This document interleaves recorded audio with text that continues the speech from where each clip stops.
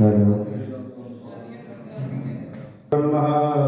गुरुर्विष्णु गुरुर्देवो महेश्वरा गुरुर्साक्षात् परब्रह्म तस्मै श्री गुरुवे नमः।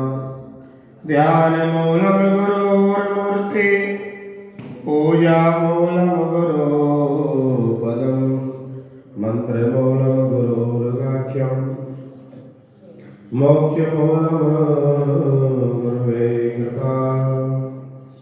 जय जय राधारमण जय जय वल्लकिशोर जय गोपी चितचोर प्रभु जय जय माखन चोर। कृष्णाय गोविंदाय हरे परमात्मने भक्त प्रणत गणेश नाशाय श्री गोविंदाय नमो नमः। श्री कृष्ण गोविंद हरे मुरारी हे नाथ नारायण वासुदेवा। श्री कृष्ण गोविंद हरे मुरारी नारायण वासुदेवा हे नाथ नारायण वासुदेवा। श्री नाथ नारायण वासुदेवा। श्री कृष्ण गोविंद हरे मुरारी हे नाथ नारायण वासुदेवा। लक्ष्मी नारायण भगवान की जय। बोले गणपति भगवान की जय। श्री वशिष्ठ सिंह कहने लगे कि राजन, मैंने दत्तात्रेय जी द्वारा कहा गया माघ मास महात्म कहा। अब माघ मास के स्नान का फल बताता हूं कि माघ मास के स्नान सब यज्ञ व्रत और तपों का फल देने वाला है। कि जो प्राणी माघ मास में स्नान करता है उसको व्रतों का फल मिल जाता है, यज्ञों का फल मिल जाता है और तप करने का फल मिल जाता है। कि माघ मास स्नान करने वाले स्वयं तो स्वर्ग में जाते हैं किंतु उनकी माता और पिता दोनों के कुलों को भी स्वर्ग प्राप्त होता है। इसलिए प्राणी को माघ महीने में स्नान करना चाहिए। किस महीने में हरि का पूजन करने वाले, परमात्मा का पूजन करने वाले पापों से छूटकर भगवान के शरीर वाले हो जाते हैं। यदि कोई प्राणी राम राम जी राम आलस में आते भी माघ महीने में स्नान करता है उसके भी सब पाप नष्ट हो जाते हैं। कि जैसे गंधर्व कन्याएं राजा के श्राप से भयंकर कल को भोगती हुई लोमस ऋषि के वचन से माघ महीने में स्नान करने से पापों से छूट गई। यह वार्ता सुनकर राजा दिलीप पूछने लगे कि हे गुरुदेव, ये कन्याएं कौन थी, उनको किस प्रकार श्राप मिला, उनके नाम क्या थे और वे कैसे श्राप से मुक्त हुई। उन्होंने कहां पर स्नान किया। वशिष्ठ जी कहने लगे राजा कि जैसे अरणी लकड़ी से स्वयं अग्नि उत्पन्न होती है वैसे ही ये सदा धर्म और संतान उत्पन्न करती है। हे राजन, शुभ संगीत नामक गंधर्व की कन्या का नाम मोहिनी था। सुशीला, वेदी की सुंबरा, चंद्रकांत की सुतारा और सुप्रभा की कन्या चंद्रिका, ये 5 सब बराबर आयु वाली कन्या थे।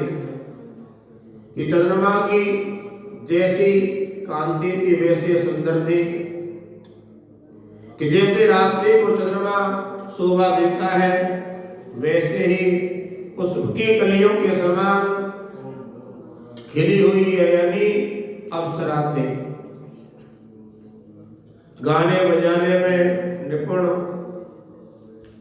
एक समय माघ महीने में एक वन से दूसरे वन में घूमते हुए मंदिर के पुष्प तोड़कर तालाब के किनारे पार्वती के पूजन के लिए गई। वहां पर इन्होंने स्नान किया और मिट्टी की गौरी मां की मूर्ति बनाई और उसका पूजन किया। ये 5 कन्याएं नृत्य करने लगी, ऊंचे स्वर में परमात्मा के नाम का भजन करने लगी। तो उसी समय उत्तम तीर्थ में वेद निधि नाम के मुनि के पुत्र अग्नव ऋषि स्नान को गए। उन्होंने यानी गले में जग्गू कबीर पहना हुआ था। उनको देख करके ये कन्याएं आपस में बात करने लगी कि इतना सुंदर पुरुष ये कौन है, कि यहाँ पर किस लिए आया है, किसी ऋषि का पुत्र हो सकता है या मनुष्य है, कोई भी हो, ब्रह्मा जी ने इसको हमारे लिए ही बनाया है। कि जैसे पूर्व कर्म के प्रभाव से संपत्ति प्राप्ति होती है वैसे गौरी जी ने हमको ये सुंदर वर दिया है। आपस में बात करने लगी कि ये मेरा पति है, ये मेरा पति है, ऐसा कहने लगी। जिस समय उस ऋषि पुत्र ने स्नान किया और अपना ध्यान किया, ब्रह्मा विष्णु महेश आदि देवता बड़े योगी भी स्त्रियों के ब्रह्मजाल में भ्रमित हो गए। तब तक नीति और बुद्धि रहती है, तब तक पाप से डर लगा रहता है। जब तक तप की गंभीरता रहती है, यम विधि का पालन होता है, तब तक मनुष्य स्त्रियों के काम रूपी बाणों से बीना नहीं जाता है। शुद्ध बुद्धि वाले महात्माओं ने स्त्रियों के पास रहना कष्टकारक माना है। सो जब आप तक ये पास आवे, घर चलना चाहिए। जब तक वे उसके पास आए, वे योग बल से अंतर ध्यान हो गए और इसी पुत्र के ऐसे अद्भुत कर्म को देखकर वे आपस में कहने लगी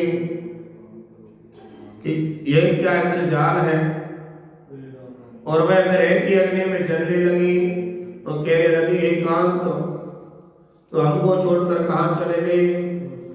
क्या तुमको ब्रह्मा ने हमको ग्रह रूपी अग्नि में जलाने के लिए बनाया था? क्या तुमको हमारा विश्वास नहीं? क्या तुम कोई मायावी हो? बिना किसी अपराध के हम लोगों पर क्यों क्रोध करते हो? हे हृदयेश्वर, तुम्हारे बिना हम जिएंगे नहीं। इस प्रकार विलाप करने लगी और रोने लगी। जहाँ पर आप गए हो हमें शीघ्र ले चलो, हमको दर्शन दो, दया करो। सज्जन लोग किसी का नाश नहीं करते। इस प्रकार में कुमारी उसके विरह में अनेक प्रकार से बात करने लगी। बोले विष्णु भगवान की जय। श्री कृष्ण गोविंद हरे मुरारी।